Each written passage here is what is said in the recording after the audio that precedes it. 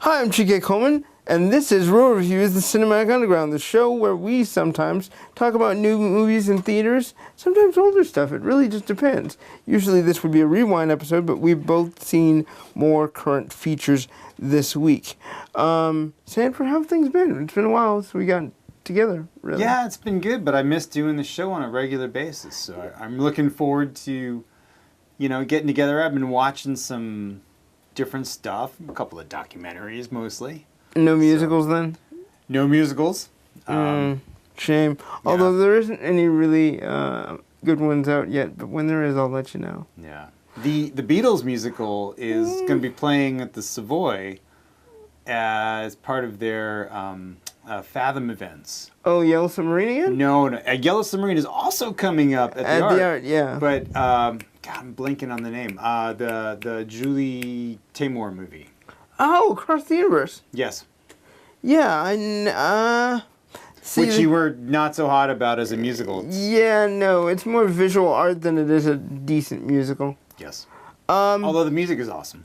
I will give you that. Except for the singing, which... Yeah, the singing's kind of like, eh. But the actual musical composition, eh. Yeah. Sorry. So, this week, we're going to be talking about two films that have recently been released. I want to start with the one that is closest to my heart, and that is Morgan Neville's latest directed film, Won't You Be My Neighbor? It tells the story of Fred Rogers and how Mr. Rogers' neighborhood became part of the cultural zeitgeist. And it also shows us why we need Mr. Rogers now more than ever. I grew up watching Mr. Rogers. I was addicted to it like a kid's addicted to sugar cereal. I was addicted to learning from the man, watching him feed the fish, teaching us about how batteries work, teaching us about divorce and death and loss. He was the teacher for those too young to be taught by actual teachers. And the reason this documentary in my mind is so effective is you're talking about the people who knew him best, who worked with him, and you now know that, spoiler alert from the people who have done interviews, he was the exact same person that you saw on TV as he was outside of that sphere of life. I found the journey remarkable, interesting, entertaining, and somber at points. And the one thing I'll note before I hand it over to you, Sanford, is it wasn't all about the interviews. It was more about what lessons did he learn while he was making the show, and what lessons did people learn from him because of his behavior outside of work. So that's what I really loved, because it didn't take the traditional documentary approach, even though it did go in a chronological order. Sanford, what did you think of? Actually, I would say one of the things I loved is that it didn't stick necessarily to the chronological order. It was one of the things that I really liked about this movie is that it was about him as a person, not really his story. So just as an example, they start the movie sort of around the time that he started his show, and it more or less went chronologically through the show. But about halfway through the movie, they started discussing his own issues about growing up as a sort of sickly child and overweight, and how that affected him as a person. And I like the fact that they didn't just sort of, Fred Rogers was born on this date, and then this happened, and it was more in the story of the development of the show, and more about him as a person. I thought that was I liked that part of it. And I liked the fact that it kind of bounced around a little bit. I also grew up on Mr. Rogers' Neighborhood. I got to admit, I don't remember it as well. I think that's just mostly the years passing by.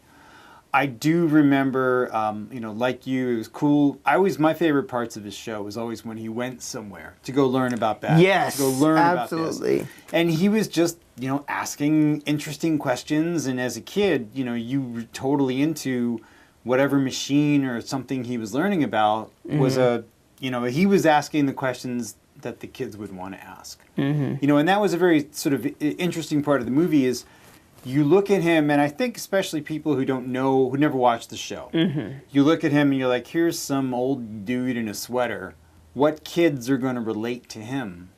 But the answer is everyone. Yeah, yeah. And I remember from my childhood there was one particular episode where he went to a bread making factory.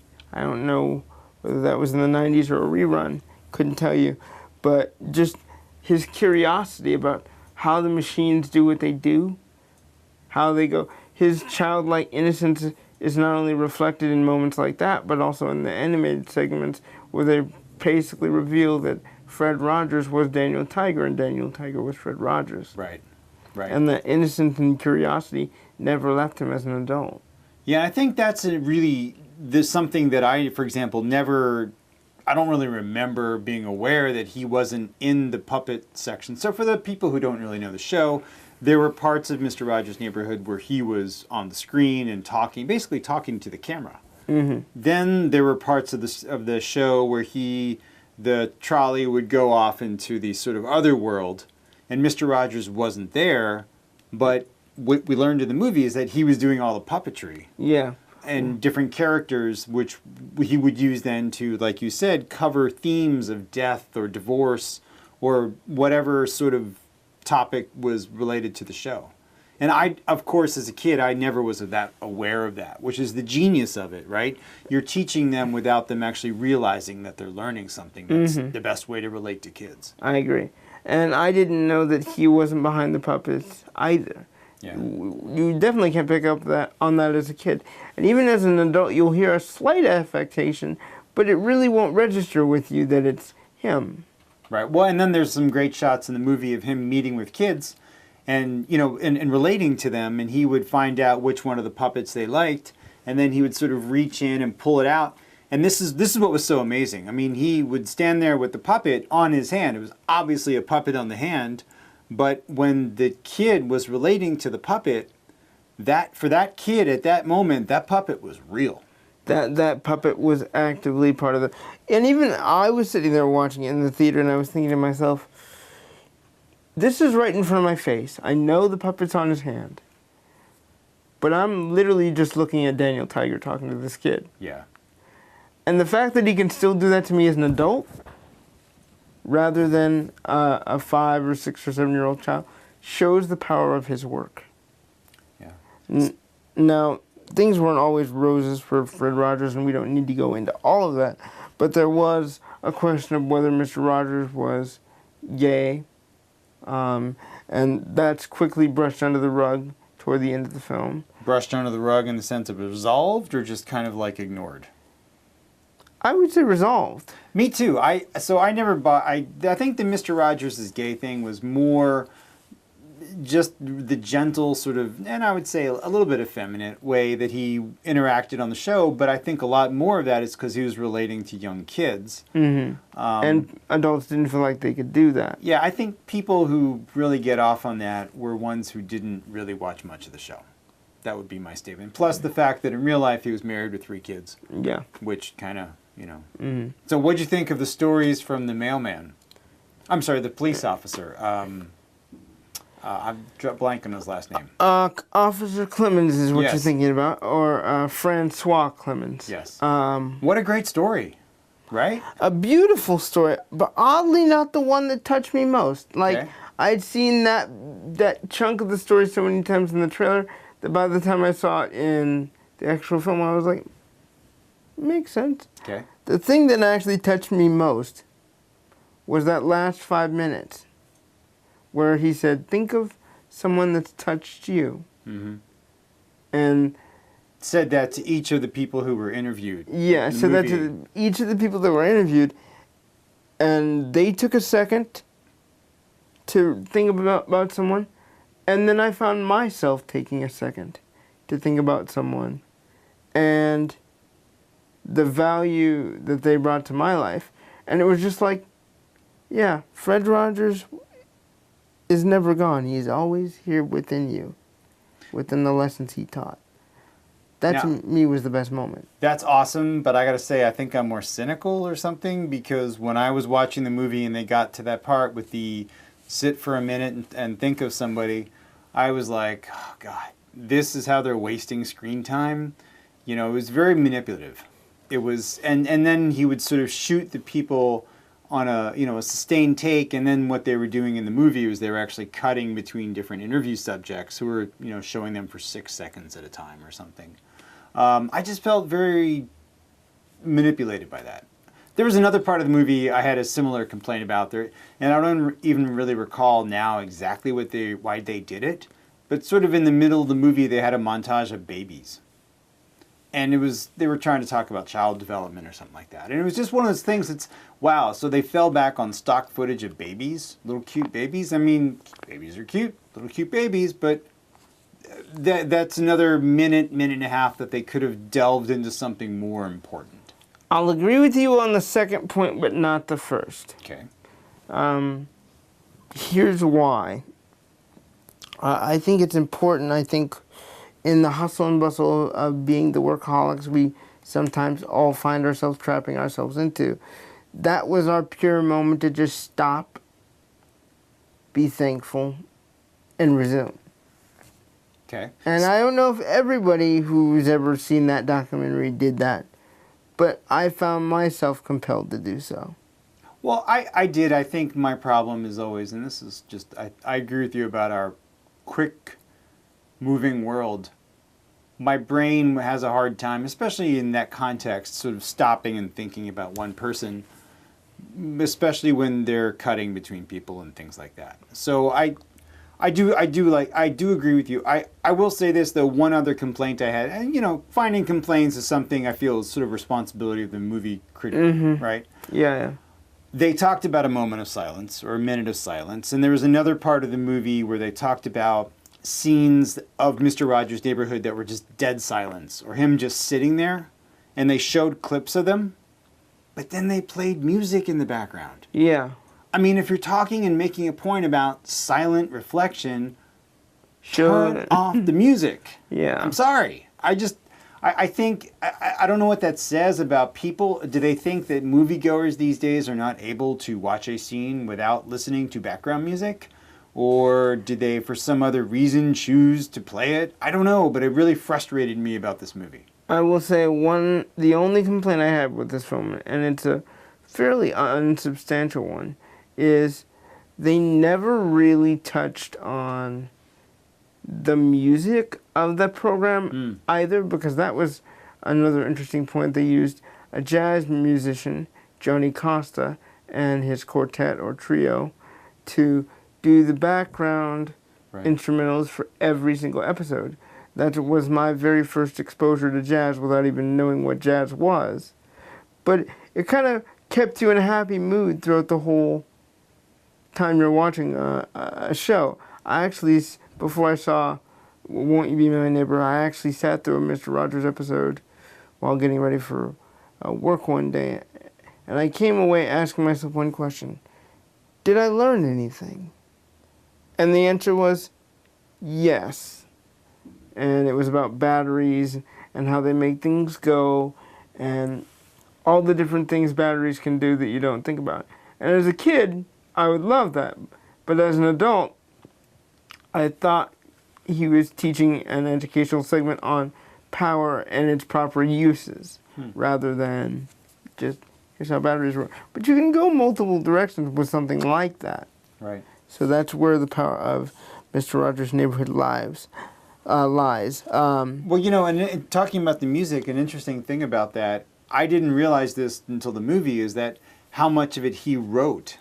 Oh, yeah. And, especially at periods of time, what a workload he was under in terms of writing and starring in these shows and writing the music.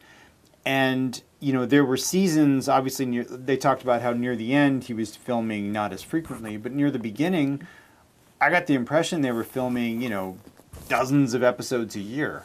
And that's a lot of work for one person to produce all that stuff. And especially at an incredibly high level of quality. Yeah. Given the cheapness of the sets, to be able to constantly be able to have those discussions, especially when you go to the themed weeks. Yeah. A week on death, a week on divorce. To be able to compile that much new and unique and interesting, digestible information for children. An arduous task if there ever was one. Yes. So, would you recommend this movie? Absolutely, without fail. I mean, it's something that I think everybody needs to see. Everything about how he educated children of my generation and before is something that children of this generation could learn a lot from. I will mention one other thing because it's going to bug me if I don't. He had a moment with an individual in a wheelchair. And to hear the parents talk about that experience and how well those two were able to relate to each other, given the very limited amount of time they had together, and nothing was really practiced or rehearsed within that, for the kid to be able to sing It's You I Like and be as one with Fred Rogers when he's not a neighborhood character, he's not a child actor, he's just a person who wanted to spend time with Mr. Rogers. That's probably the most impressive feat I've seen in a documentary or in the show period. Yeah. And what a great moment of sort of live TV. Because they set up the scene and then they, to their credit, they showed it pretty much intact, if I remember. Yeah. And, you know, like you said, they didn't really prearrange what they were going to do, but then Mr. Rogers got him singing and they sang this song together, and it's this, you know, this great moment of sort of togetherness. Togetherness, synchronicity. Awesome. Yeah, synchronicity is a better word for it, absolutely. So go see this film wherever you can, whenever you can. It will remind you of all the world that you've been missing by working so hard. And if you don't know Mr. Rogers, what a great introduction to him. What a great introduction to him. And if you have newborn kids or young kids, they have released a CD set of Mr. Rogers' greatest episodes. So go find that on Amazon. And let the legacy of what Fred Rogers created live on through you. With that said, I want to move on to our next film. Our next film is directed by Boots Riley, and it's his directorial and screenplay debut with the film Sorry to Bother You, starring Keith Stanfield, Tessa Thompson, an appearance by Danny Glover for some strange reason, and Armie Hammer, as well as Stephen Yeun from The Walking Dead. I know that's a large collection of random people, but it all makes sense soon. So, Keith Stanfield stars as Cassius Green, a down-on-his-luck individual who lives in the garage of his uncle's house. His uncle, played by the always funny Terry Crews. They didn't give him enough to do in this. They really didn't, but that's another... I like Terry Crews. So there's so much more you can give a character of his range. Yeah. So, Cassius Green needs a job. He goes to a telemarketing firm and asks for one. The guy said, I don't care if you're black, white, brown, or Asian. You know, as long as you do the work and stick to the script. Then you're good. So he works there for a little bit, and Stephen Yeun's character is trying to organize a bit of a union so that they can get paid better and get benefits. And he's like, all right, man, I'm sort of down with you on that. But he's still not making a lot of money on it. And one day he is partnered with Danny Glover, and Danny Glover basically says, man, you gotta use your white voice. Like, that's the way to get him in. Use your white voice. And so, you know, he gets drunk one night, and out comes the white voice. And then he starts to use that on his calls and gets a measure of success. Instant success. Pretty much. Turns into an amazingly successful telemarketer. He becomes a power caller and gets the attention of the CEO. And from there, things happen. Things happen that we can't go into. Well, no, and that's right. I mean, we're not going to go into the sort of the last third of the movie because it kind of goes off in some different directions. That third. Yeah. That third. So let's talk about the first 2/3 before we get into the last third. Okay, go ahead. Tell me what you think. Well, I like the style of this movie. You know, this movie, there is a little bit of a first director, kind of like a director's first movie kind of. I'm gonna put all the directorial tricks that I know into this movie. It didn't feel over the top, and it had a sort of distinctive, flashy style to it. So I like that. I like that. I like the way he kind of sped through time at periods. Like, for example, when he starts being a successful telemarketer, he just kind of jumps the movie forward in time to he's in a whole new apartment with his girlfriend, and you know, they don't waste their time dealing with sort of the how they got there. They move the story along. I will say this. As much as I also agree with you on that, yeah, the transitions are crappy and they need work. Well, that's the other part of being a first-time director. I'm sorry. I mean, transitions like between scenes? Between scenes, how you bleed from one thing to the next was really just disorienting for me. But I like that he did it. It just needed to be done better. I think that might improve over time. Yes. But keep going. I just had to get that out. So I liked that a lot. I liked the. I thought that the acting was really good. I mean, for a first movie, he actually got a bunch of really good people to be in this. I was looking up IMDb though, and I read one thing that just made me go, "Oh!" Did you know that they got different actors to do the white voices? Yes. I was very unimpressed by that fact. Unimpressed how? Why? Get the same guy to do all the... No! Let the actors do the white voices too, right? You know, having them do their own interpretation of it would have been better. Yeah. I was like, oh, because I was looking at... I mean, David Cross was one. Yes. Patton Oswalt, I believe, was another. Yes. I don't know who the third one was, but those are the two I picked up on automatically. No, yeah, and I don't know if Danny Glover had one or not. But I will say this, I mean, because I was watching the movie and you're watching the actors speak and then hearing the white voice, it seemed like there was a disconnect on the timing between them moving their lips and that's, it had me so distracted while I was watching the movie. It was like watching a poorly dubbed, kung fu movie. I didn't notice that, probably because I was so trying to figure out where this was going. Yeah. Good luck with that. So much I need to say that I can't say. So another thing I liked, just, so you mentioned the sort of unionizing of the telemarketers, and I thought that was a great subplot and played in well with the other theme. I love the sort of viral moment that happens. So there's a moment where he winds up being, he crosses the picket line, and somebody throws a can of Coke and hits him in the head, and just it's almost like a subplot, but then it comes into play a couple times later in the movie that this becomes like one of those viral moments and everybody's watching it on their phones, which I thought was some great actual social commentary. I mean, how often these days do we get a movie that does a little bit of actual social satire? I'm going to put my critic's hat on in a minute, but I'm going to let you finish first. All right. The other thing that I think is worth referencing, especially in terms of satire, is this sort of the ongoing advertisements for this other place that you can go, and what was the name of it? I saw this a week ago. Oh, I have no idea. I can't remember that. Yeah, so it's like there's advertisements on TV that, hey, come and live in our community. We'll take care of everything. You just have to sleep and eat in the beds that we provide, eat the food that we provide, and work, over here.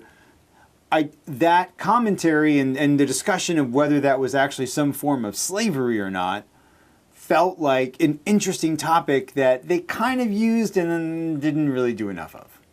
So those are my two sort of social satire comments. All right, go ahead. Getting you ready. Is it tight? Okay, is it good? Yeah. This film is an amalgamation of so many different things. You got the context of social slavery. You've got the context of the idea of success and failure. What does that look like? How does, unionization within a workplace work? How do you get yourself to be a success without letting it go to your head? You've got the idea and the social commentary of what does it mean to be me in this world? What does it mean to be a success in this world? How do those things intersect? How do they fail? How do they succeed based on what my job is and how I proceed forward in life? That's essentially what's going on in Cassius Green's head this entire movie. And they throw it at you so fast that part of you thinks, I'm not going to catch all this. But then you do. Yeah. And then it gets worse because of what happens in the third act. Right.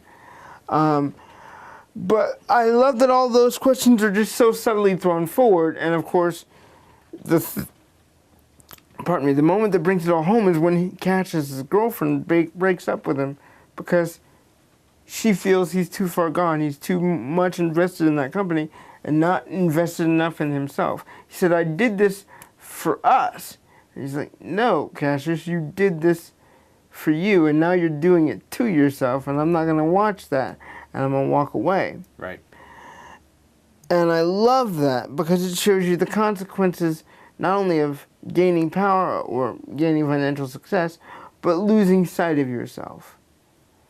Including to when you've lost sight of yourself, but you're trying to bring yourself back, because we have that scene at the Art Institute with his now ex-girlfriend having an exhibit where she's basically naked, getting paint and cell phones and coins thrown at her. Yeah. And he's like, no, this is not the way to be. And she's like, I'm standing up for what I believe is wrong in my own unique way.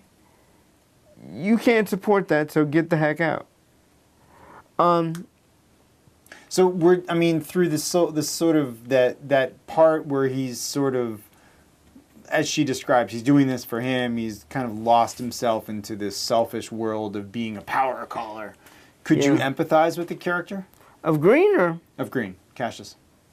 Cash is Green. I love that. Cash is Green. I didn't even think about that. No. Really? See, I did, and I love that. I mean, I love that this character goes on this voyage through the movie, and that you can relate to him. And like you said, there's a lot of gray here. I mean, no pun intended on the fact that he's a black guy doing a white voice, but there's a lot of, where is he where is his mind at in this process? And it does evolve and go backwards and forwards. I didn't empathize with him, but I wanted to see where his journey took him. But I didn't think his journey would take him there. Yeah. So, again, we're kind of dancing around the last third, and I think it's good for us to. Do you want to break it open, or do you want to leave it let's keep ominous? Yeah. But just kind of what did you think in general of the way the movie wrapped up? Without details. Without details. Treat our audience well. I'm trying to. Yeah. I thought I was on a drug trip for the last 30 minutes of this film. I thought I had accidentally taken something that I wasn't aware of because of what I was seeing on screen. It just got progressively weirder. I'm going to give you that. Absolutely. It got weirder. It got stranger. But you almost felt like Captain Planet and the Planeteers or Smokey the Bear were going to come out and say, yeah, it was correct for Cassius to do this. And I feel bad that this happened to Cassius, but yeah, he learned not only to liberate himself, but liberate the others who were enslaved by the company he was working for. So, good for that. And if that had happened, I would almost feel better, not worse, because of what I saw. I don't really... I'm trying to think about how I can say this. The thing that happens in the last third, the discovery that's made, is so profoundly jarring that not only does it make the whole film make sense, but it also causes you to question what's the price of success if you do that much change to yourself, if you're willing to go that far. Is the cost really worth it? And I think that's the impetus behind the title, Sorry to Bother You. Oh, is what? I'm trying to get success, but I don't want to disturb you with the fact that I'm trying to get success. And it's hard and it's difficult, but I need your help. Interesting. I did not pick up on that context of the title. I always just saw it straight up as part of the script of the sort of telemarketing. So let me give you a brief example before we have to go. Well, keep in mind, we have 1 minute, so we got to wrap this one up. Brief example is this. So if I say to you, sorry to bother you, Sanford, but I really have this great line of educational books that you might be interested in. And then you tell me that you're into film, and I say, well, I've got some really great books on film history from 1950 to 2000. They even have a great story about Frank Sinatra during Ocean's 11 and the Manchurian Candidate, if you'd be interested in that. But you see, you're not selling yourself. You're not even selling the product. You're selling that you're trying to get to a point of success, not even to the sale, but to a point of success where the person says, I'm interested in the same thing you're interested in. Let's go for that. And how that affects the dynamic, not between the caller and the sales manager, but between the salesperson who's calling you and their overall goal that they're trying to get to. So it's like, sorry to bother you, but I need you to help me get to this thing. And I believe Cassius, in a way, finds himself and gets to his goal by the end of the film. All right, good conclusion. So, recommended? Yes. Oh, it's a tepid recommendation. I'm going to give a more wholehearted recommendation. I really enjoyed the movie. It may not be for everyone. It's a little out there, but I think it's a different enough movie, and it's the kind of movie we don't get to see enough of on the screen. I will give you that, and that's where we'll leave it. You will next see me in about a month and a half to 2 months for real reviews, while I get adjusted to my new position.